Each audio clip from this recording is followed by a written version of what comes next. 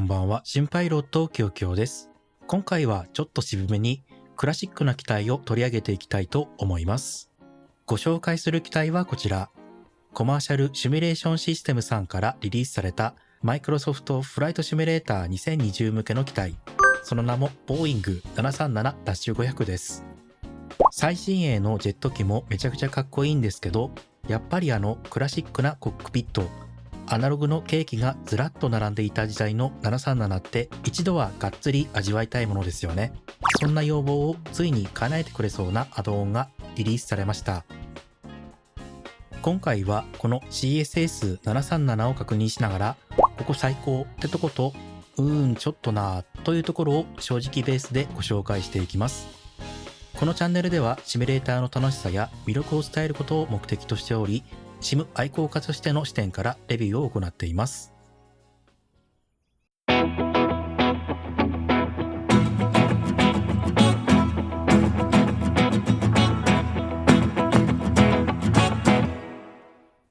機体の内容に入る前に価格をお伝えさせてください。なぜかというと、この機体、買い方がちょっと特殊なんです。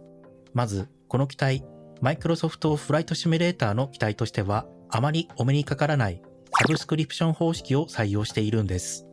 具体的なお値段は30日で約720円、1年間で約7180円、そして永久ライセンスだとなんと17,300円。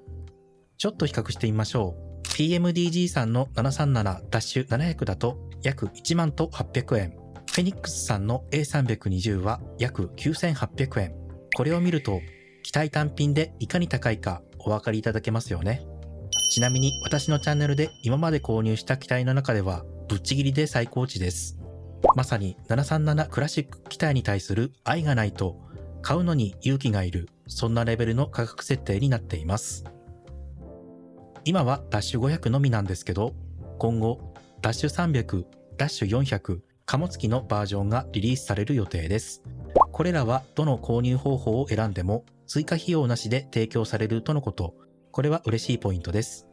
というわけでここから先はこれ17,000円超えの機体なんだぞってことを認識しながら見ていただけると幸いです。ちなみにこの機体、おそらく Xbox には来ないと思います。なぜかというと、サブスクリプションを採用している関係で、フェニックス機体みたいな不正使用防止のためのアプリをバックグラウンドで起動し続けないといけないからです。しかもそれが2つも、ゲートっていうよくわかんないアプリと、この機体を買うために必要なインストーラー、こういうアドオンが Xbox 向けにリリースされることはかなり稀というか、ほぼないと言っていいでしょうね。ちなみにこれらを起動していないと、なんと操縦桿が傾いて全然操作できなくなります。まあ正直な話、起動していても操縦桿が傾いて操作できなくなることがままあるんですけどね。機体の導入方法は、まず公式サイトからインストーラーをダウンロードして、そこでメール認証を行います。動画作成時点ではサーバーの不具合で新規ユーザーの登録が一時的に停止されているみたいなので、再開の情報は公式 Discord で確認してください。認証が終わったらサブスクか永久ライセンスを選んで購入。日本ではクレジットカードでの購入になり、PayPal は使えないので要注意です。購入後5分経つと機体がインストールできるようになります。カラーリングはプロダクトタブで導入できます。導入後の状態がこちら。今回はデフォルトで用意されているスーパードルフィン塗装を選んでみました。まずは外観から見ていきましょう。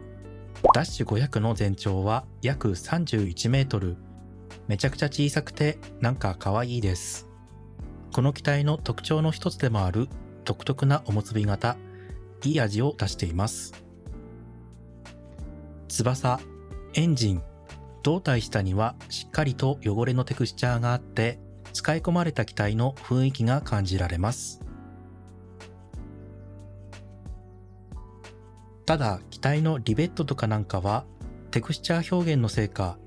ちょっとのっぺりとしているかなっていう印象です。メインギアはこんな感じです。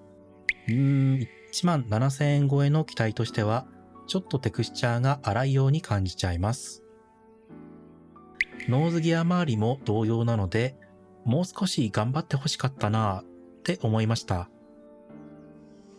APU のドアはちゃんとアニメーションがあって、始動時にはしっかり動いてくれます。ダブルスロテッドフラップは後ろに引き出されながら角度が変わる独特な動きを再現していて、見ていて楽しいです。スポイラーが動いた時に見える翼の中の構造物もこの通りちゃんと見えます。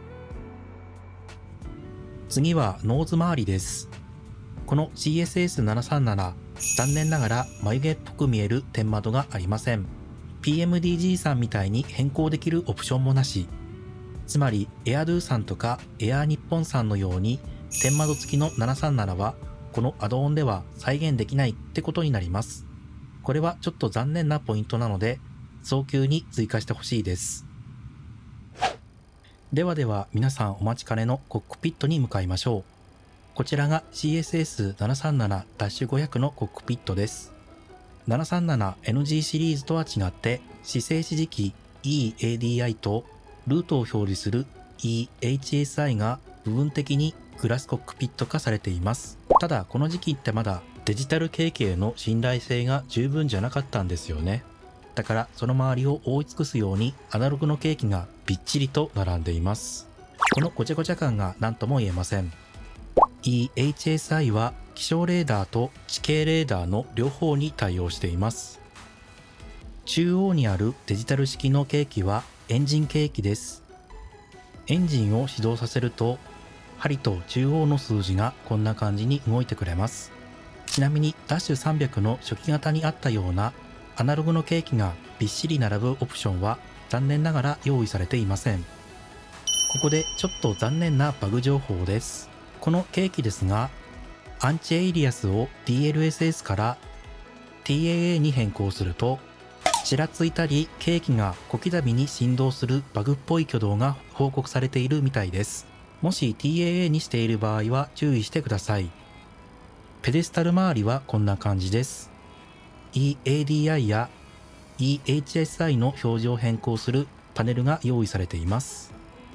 オーバーヘッドパネル周りはこんな感じです。NG シリーズと一番大きく異なるのは油圧パネルです。ボーイング727でもあったグランドフライトの切り替えスイッチがついています。操作を間違えると高高度で警報が鳴ってしまうのでご注意ください。機体の様々なオプションは EFB を使って操作ができます。ドアの開閉から機体の重量設定、ナビグラフのチャートやSIM ブリーフのインポートがこのページでできます。EFB で一部のアプリケーションをオンにするとソリティアなどのゲームができます。運行に必要なアプリがこの中に入っているのでこれは便利です。ただ$120もするアドオンなのにサーキットブレーカーは操作できないんです。これよりも安いフェニックスさんだと操作ができるのに、こんな高価な価格帯であったら全部操作できないと不釣り合いですよね。これはめちゃくちゃ残念なポイントです。さらに操作性についても不満を言いたいです。一つ目、ノブ以外のスイッチがマウスホイールで動かせない点。レガシー操作だから仕方がないのかもしれませんが、マウスクリックでいちいち操作するのが大変なんです。ここはマウスホイールで動かせるようにしてほしいです。二つ目、パーキングブレーキをセットするのにブレーキペダルを踏まないといけない点。リアルな操作としてはこれでいいのかもしれませんが、PMDG さんの機体だとパーキングブレーキの割り当て一つで簡単にセットできるオプションがあります。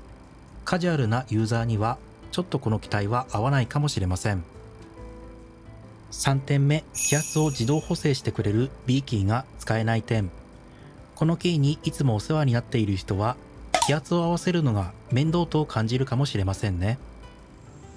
4点目、今のところコールド&ダークからしか開始できない点。急いで離陸したい人には向いていません。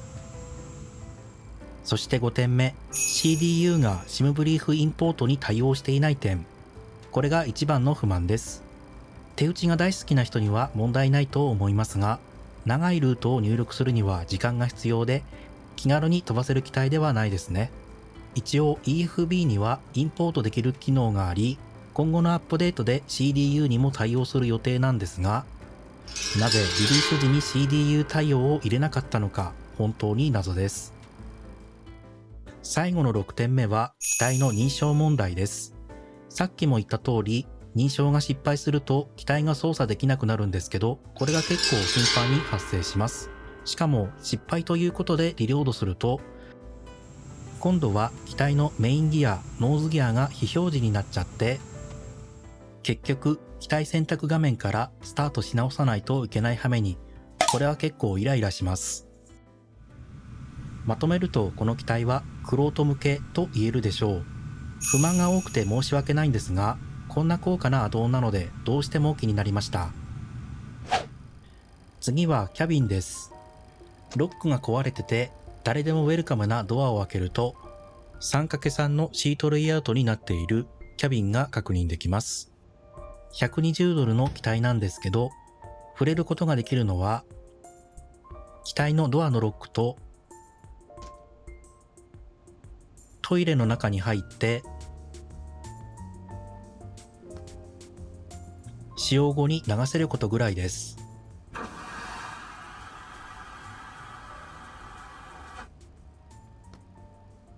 その他は一切触れることができません。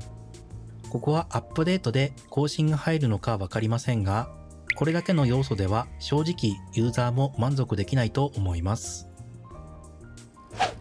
次はサウンドです。この機体はオリジナルのカスタムサウンドを採用しています。コックピット内の環境音は満足できると思うんですが、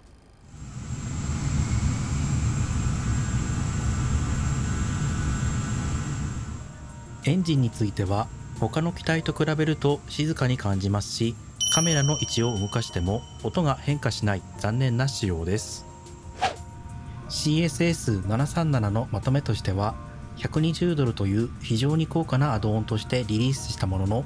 初期ということもあり、サウンドやグラフィック、システム面のバグなど正直多くの不満があります。故障のシミュレーションも初期対応ではなく、これからということなので、今すぐ急いで買う必要性はないと思います。というか、せめて$40くらいの価格であれば許せたかも、そんな感じです。皆さんはこの CSS737 を見てどう感じましたか？ぜひコメント等で教えてください。最後までご視聴いただきありがとうございました。また次の動画でお会いしましょう。それでは、良いフライトを。